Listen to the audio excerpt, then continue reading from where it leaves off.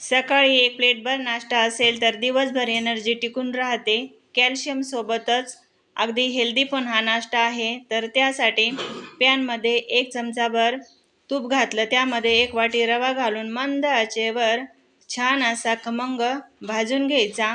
रवा भाजत आला की त्यामध्ये आवडीचे ड्रायफ्रूट घालायचे, म्हणजे ड्रायफ्रूटही थोडेसे भाजले जातात आणि ते मग छान लागतात.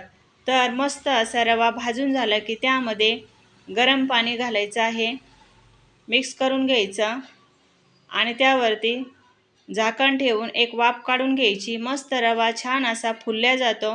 झाकण काढून त्यामध्ये गूळ घालायचा, छान असं मिक्स करून घ्यायचं. 1 चिमूटभर मीठ घालायचं आणि वेलची पावडर घालून पुन्हा छान असं मिक्स करून घेतलं. 1 चमचा तूप घातलं, त्यावरती झाकण ठेवून एक वाफ काढून घ्यायची. मस्त असा दाणेदार हेल्दी असा नाश्ता बनून तयार झाला. एकदम असा स्पॉन्जी होतो. व्हिडिओ आवडला असेल तर सपोर्ट करा. धन्यवाद.